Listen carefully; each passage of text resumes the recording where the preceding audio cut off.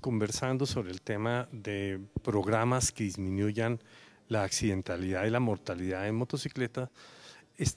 Vamos a entrevistar a Ricardo Carvajal Londoño, presidente de la Asociación de Motoclubes de Antioquia, quien nos va a contar lo que se ha hecho en Medellín y que se está convirtiendo en un programa piloto de cómo involucrar a los motociclistas y la sociedad civil organizada en la disminución de la mortalidad por motocicletas. Bueno, senador, el proceso es muy importante. El proceso nació desde los motociclistas, por los motociclistas y para los motociclistas. Lo curioso del nacimiento de este proceso fue que nació a partir de las restricciones en el año 2005, unas restricciones que se dieron durante las ferias de las flores, y nos reunimos unos clubes de motociclismo que existían en la ciudad. En ese entonces nos reunimos cuatro clubes de motociclismo y decimos, bueno, vamos a hacer una reclamación por los derechos de los motociclistas. Y hacemos lo que todo ciudadano común de Colombia hace, salir y hacer una manifestación, ¿cierto? Ese es el principio básico, yo creo que de las democracia participativa del ciudadano común y silvestre. Con el pasar del tiempo nos dimos cuenta que esa realmente no es la forma. Nosotros tenemos una dificultad como colombianos muy grande, y es que nos quejamos mucho del Estado y de los legisladores, pero nosotros como ciudadanos no nos hacemos partícipes de los procesos de administración de la ciudad. Nosotros decidimos volvernos partícipes de los procesos de administración de la ciudad. ¿En qué? En materia de movilidad y específicamente con el tema de motociclismo.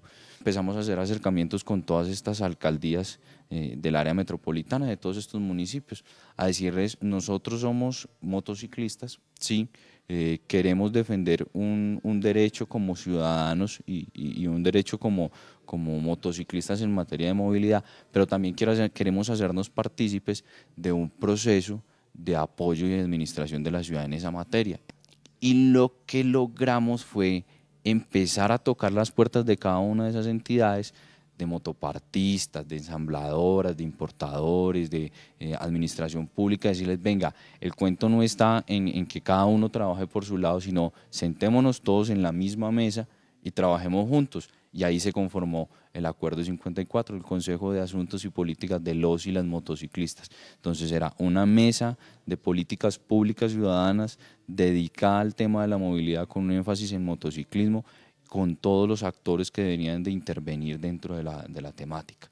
Ese fue el principio básico. Identificamos una falencia, y es que para usted poder reclamar, usted no puede reclamar simplemente con el corazón, usted tiene que reclamar con la razón. Nosotros como motociclistas, yo no le puedo ir a pedir a un Estado, venga y quíteme las restricciones, o deje de colocarme restricciones, o deje de pensar que yo soy la causa de un problema de la ciudad, o un problema de salud pública, o un problema de movilidad, que nosotros no lo llamamos problema, tomamos como principio básico la comunicación, en la forma como nosotros interpretamos cada una de las temáticas y cómo cada una de las personas habla del tema. Entonces nosotros no hablamos del problema de movilidad y salud, sino que hablamos de la temática de movilidad y salud. El punto principal dentro de la razón era que había que educar y reclamar con el ejemplo.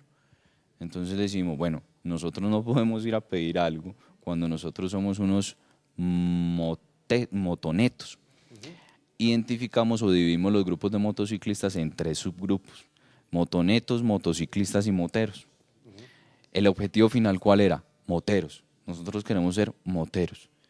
¿Qué somos? Motonetos y motociclistas. Los motonetos eran aquellos, para nosotros, era una forma de hablar del despectivo. El despectivo era el que anda en sandalias, en pantaloneta, sin casco, con el casco en la mano, con 2, 3 niños sentados en el tanque, haciendo locuras, piques, corriendo por las calles y saltándose las aceras. Eso es el despectivo, es el mal motociclista, ese es el motoneto. El motociclista era aquel que utilizaba la motocicleta con una razón muy sencilla. El motociclista simplemente la utilizaba como medio de transporte, pero y cumplía con unas normas muy básicas. Un casco no para que no partirse la cabeza, sino para que no lo partieran, para que no le levantaran una infracción. Y el motero como tal era ya alguien que vivía y respetaba la cultura motociclista. Era alguien que vivía la motocicleta, pero que esa motocicleta a la vez la entendía como una máquina que no solo era una herramienta de transporte o una herramienta de diversión, sino que también era una máquina que generaba mucha responsabilidad en su conducción.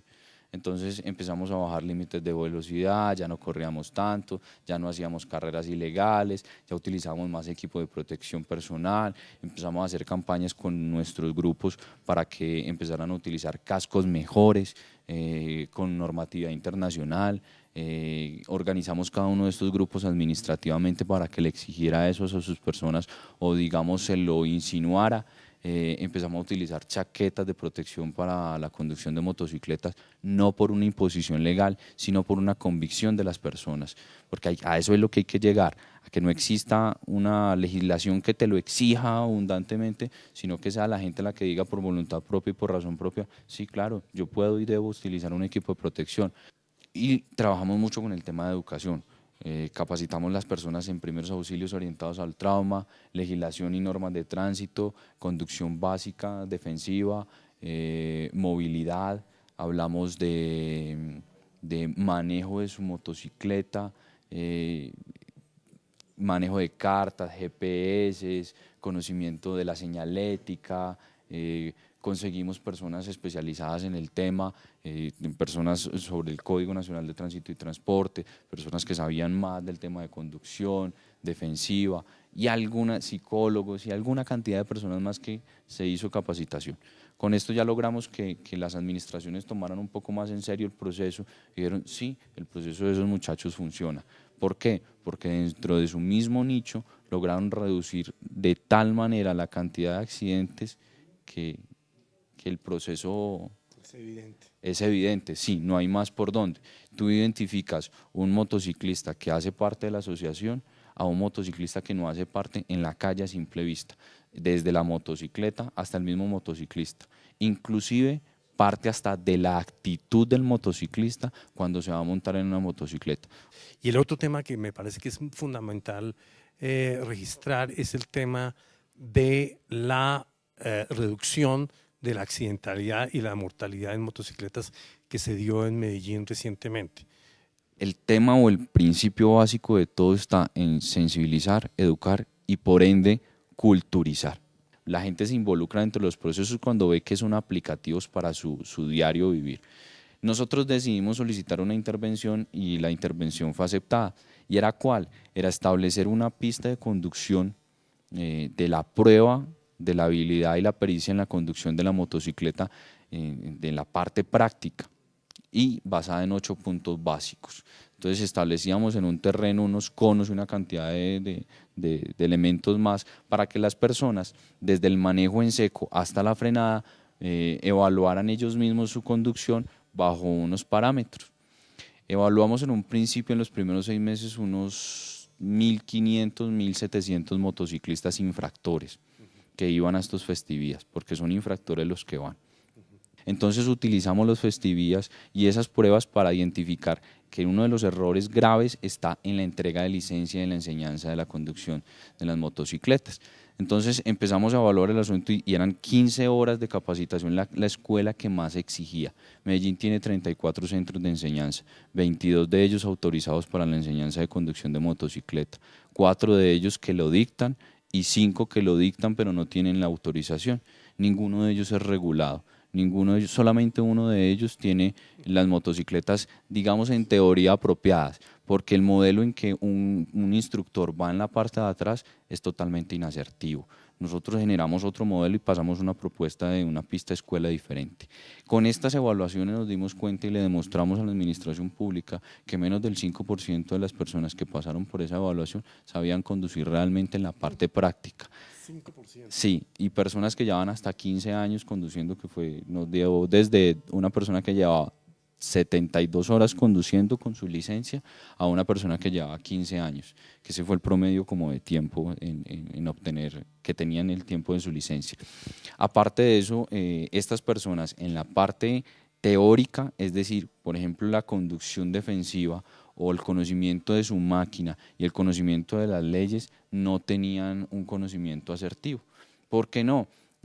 Básicamente se le hacía un cuestionario, se le realizaba un cuestionario con las preguntas sobre el tema de estos 3 puntos y la gente no tiene conocimiento. Es más, para algunos, no solo conductores de motocicletas, sino de todos los vehículos, les da dificultad diferenciar entre qué significa una línea amarilla y una línea blanca, una línea amarilla continua y una discontinua y una blanca continua y una discontinua. Entonces la gente no conoce lo que nosotros llamamos el manual de convivencia en las vías, que digamos es el código, sí, que es el Código Nacional de Tránsito y Transportes, porque no solo se puede hablar de la parte legislativa, sino que hay que hablar de una parte de convivencia que ya es la parte humana. Esto nos dio resultado, logró que Medellín redujera en un 12.7, 12.6 la tasa de accidentalidad en motociclismo y la tasa de muertes en un 9.4. Lo que estamos viendo es que a nivel del país está creciendo y es maravilloso poder registrar estos atisbos de lo que es posible con la corresponsabilidad entre la sociedad civil organizada, los motociclistas, los clubes de motociclistas y la colaboración con las autoridades para proponer soluciones a cómo disminuir esa accidentalidad y hacer del motociclismo una actividad mucho más segura.